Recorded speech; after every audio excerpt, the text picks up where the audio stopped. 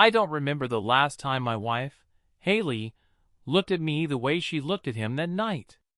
Not when we got married, not when we found out we were pregnant, not even when I surprised her with our first home.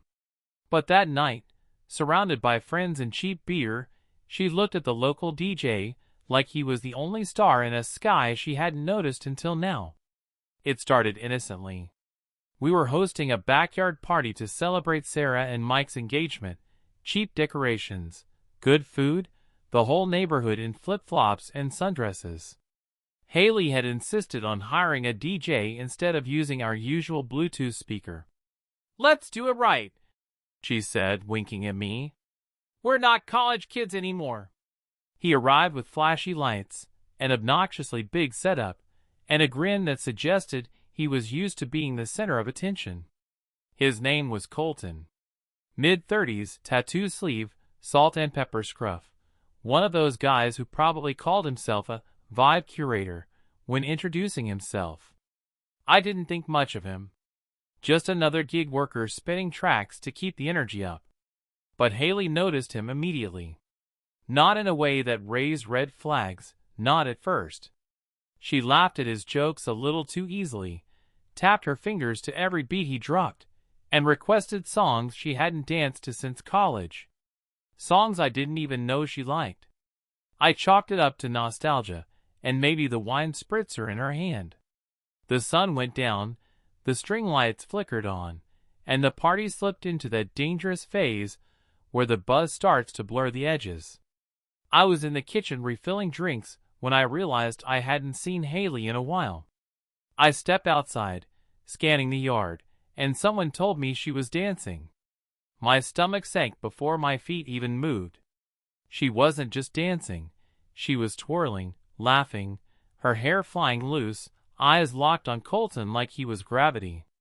He had one hand on the mixer and the other outstretched toward her like she was the only one on that makeshift dance floor. "Looks like your wife's having fun," Sarah said beside me, nudging my elbow. I forced a laugh. "Yeah. Guess she needed to blow off some steam."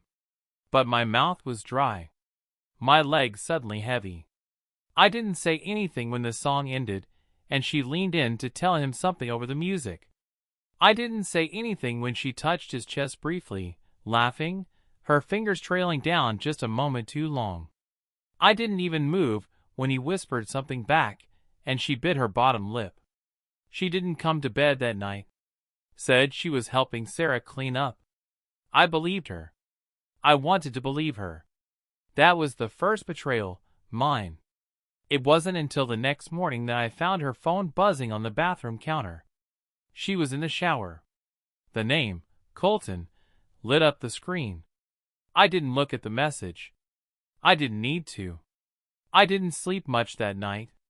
Even after Haley slipped into bed sometime around 3 a.m., whispering something about a late cleanup and how Sarah had too much sangria. I lay there still, pretending, until her breath evened out beside me. That morning, I waited until she left for a quick run to the store. Milk, eggs, the usual. I opened her phone. No password. She never changed it. I don't know if that made it better or worse. Maybe she thought she was still being discreet. Maybe she didn't care. The texts were short, casual, but I know how people write when they're trying not to be caught. "Last night was unreal. Still thinking about that moment when everyone disappeared. Your trouble, Colton. Dangerous kind." There weren't a lot of messages. Just enough to know. Enough to twist the knife. And then the photo. Blurry, dim lighting, her hand wrapped around his neck, lips hovering near his ear. He was smiling. She looked like she had found oxygen after drowning. I didn't confront her right away. I carried the knowledge like a stone in my pocket. Every time she laughed, touched my arm, made coffee in the kitchen, I'd feel its weight. It grounded me. Kept me from slipping into denial. Days passed. Then a week. She kept smiling, kept pretending. Or maybe I was the one pretending. It wasn't until the following weekend that I broke. We were at another friend's barbecue. I watched her flit around, passing potato salad, lighting citronella candles, laughing at stories like nothing had changed. Then I saw Colton. He wasn't supposed to be there. But there he was, holding a beer, chatting like he belonged. When their eyes met, it was over. I saw everything in that glance, the shared secret, the adrenaline, the regret. And then she looked away too fast, like she'd touched a live wire.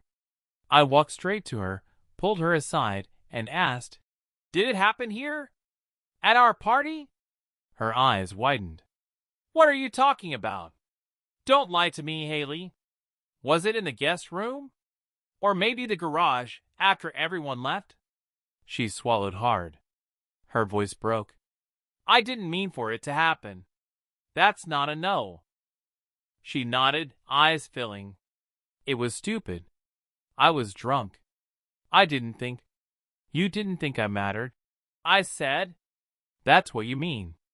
We left in silence. She didn't say a word all the way home.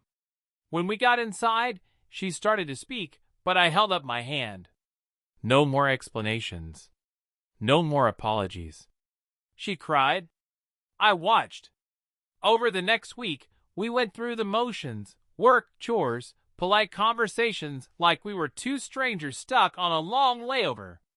The weight of everything unsaid hung between us like humidity. Eventually, she packed a bag and moved in with her sister. She asked if we could talk later. When things calm down. Maybe we will. Maybe we won't. Some nights, I replay that party in my head. I see the string lights. I hear the music. I see her dancing, wild and free, like I wasn't even there. And I wonder, was that the real her? Or just the version I never wanted to admit existed? I don't have the answer. But I know this. Trust doesn't snap like a twig.